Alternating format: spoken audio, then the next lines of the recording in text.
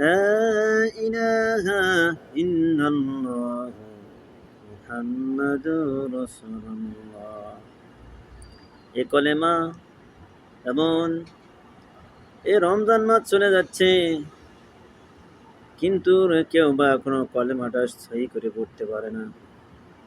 লা ইলাহা ইল্লাল্লাহ মুহাম্মাদুর রাসূলুল্লাহ।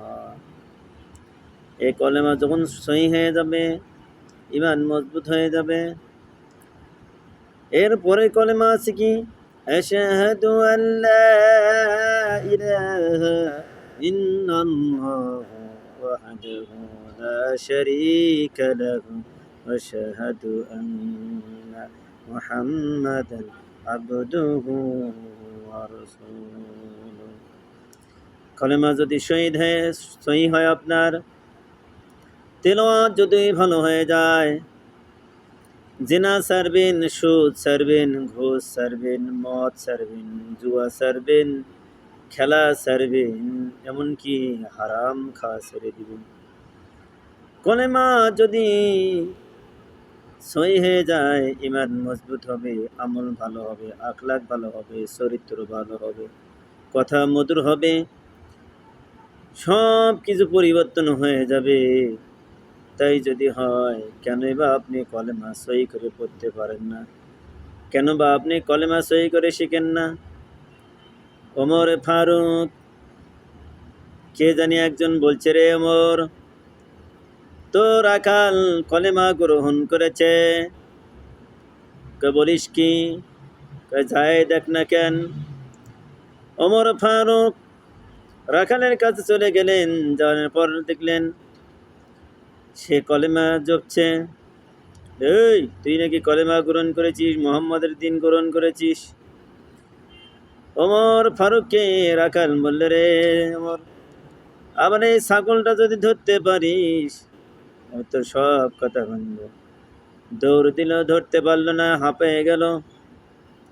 বলে, এখন আমি তো গরিব মানুষ, আমার উপর তকব্বারি করতে পারিস, মাস্তানি করতে পারিস? যেমন বেনজির, ডাকাত, বাস্টার জারোর সন্তান, এত হারাম খেয়েছে কেন, এত মানুষ মারছে কেন? বাস্টার যদি না হয়, শেখ মুজিবের মতন, হাসিনার মতন যদি বাস্টার না হয়, তাহলে এত মানুষ খুন করলো কেন, এত মানুষ জবাই করলো কেন, এত মানুষ আয়না ঘরে নিয়ে গেল? আমাকে আয়না ঘরে নিয়ে গেল কেন?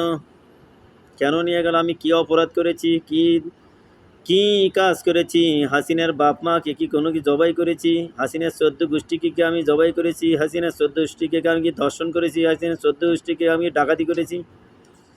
কেনই বা এই অবস্থা হলো? কি কারণে? হাজার হাজার লোককে আয়না ঘরে ঢুকায় নির্মম শেষ করে দেব। এই যুগের, এই বর্তমান জামানার শ্রেষ্ঠ মুহাদ্দিসদেরকে শেষ করে ফেলে দিল। যাদের কথায় আমরা হাফেজ হয়েছি, যাদের কথায় আমরা আলেম হয়েছি, যাদের কথায় আমি কোরআনের এত বড় আলেম হয়েছি, কেন মারল? তার মানে কি তারা কলেমা পড়তে পারে না, কলেমা জানে না? তারা এখনো ইহুদি আছে, এখনো খ্রিস্টানে আছে। খ্রিস্টান যদি না থাকবে, ইহুদি যদি না থাকবে, তাহলে কেন ঘুষ খায়, তাহলে কেন চুরি করে, তাহলে কেন ডাকাতি করে, তাহলে কেন মানুষকে মারে, কেন মানুষের বিরুদ্ধে মিথ্যা সাক্ষী তৈরি করে, কেন অস্ত্র দিয়ে মামলা দেয়, কেন অজ্ঞাত মামলা দেয়? আশহাদু আল্লা ইলাহা ইল্লাল্লাহু ওয়াহদাহু লা শারীকা লাহু, যার কোনো শরীক নাই। এই কথা বলার পরে কিভাবে সে ব্যক্তি পাপ করতে পারে, জেনা করতে পারে, মানুষের মেয়েকে খুন করতে পারে, মানুষের ছেলেকে খুন করতে, মানুষের স্ত্রীকে ধ্বংস করতে, মানুষের সম্পদকে কেড়ে নিতে পারে, রাষ্ট্রকে ধ্বংস করতে পারে, রাষ্ট্রকে বিক্রি করে দিতে পারে কিভাবে? ওমর ফারুক, বিখ্যাত, এত কুখ্যাত, এত বড় মানুষ,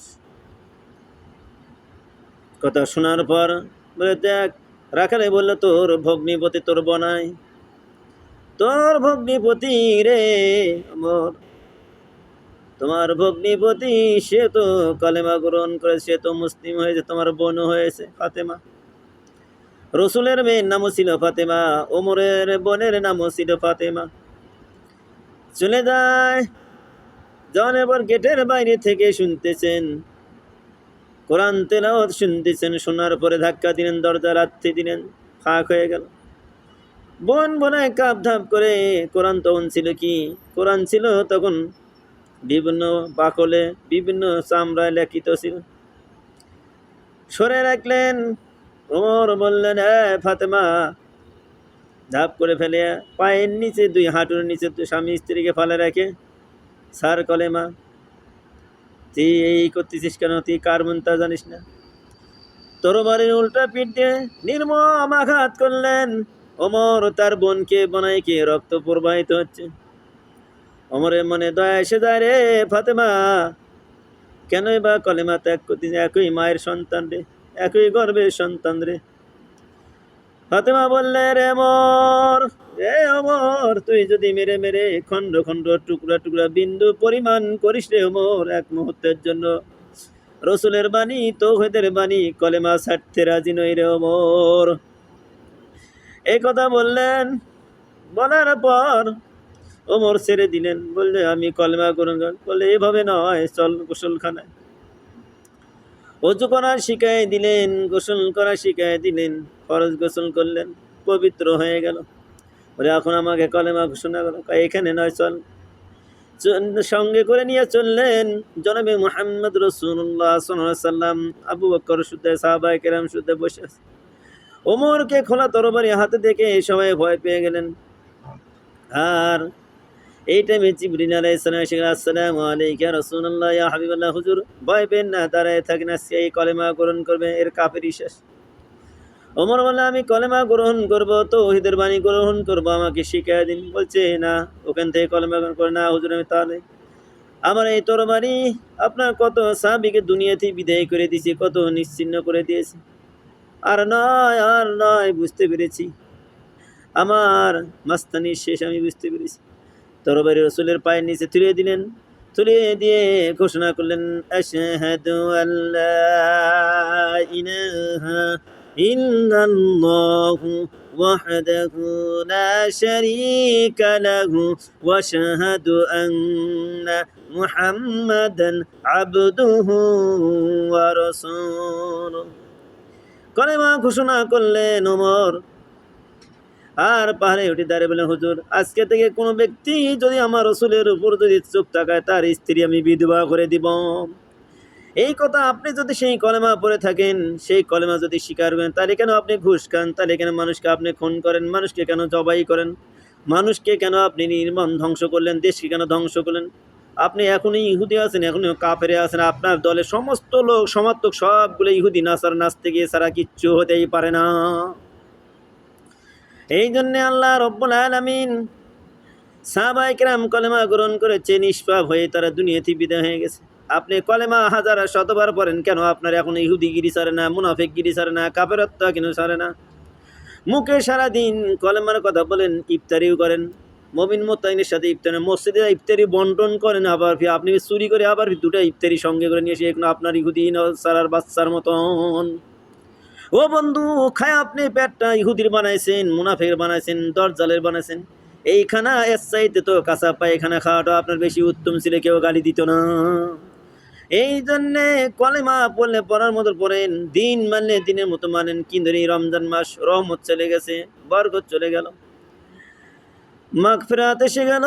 এই মাগফিরাতের টাইমে যদি মাপ না নিতে পারে আমার রবের কাছ থেকে, মানুষের কাছ থেকে যদি মাপ না পেয়ে যান, তাহলে আপনার এই জীবন আপনার কি লাভ হবে? এই দুনিয়া আপনার কি লাভ? ছেলে মেয়ে বেচা সব তো আপনার ভাসেই চলে যাবে। এই জন্য আল্লাহ রব্বুল আলামিন আহকামুল হাকিমের কাছে তওবা করেন। তওবার সময় এসে গেছে। এই লাইলাতুল কদর আলফি শাহর, হাজার মাসের চেয়ে উত্তম।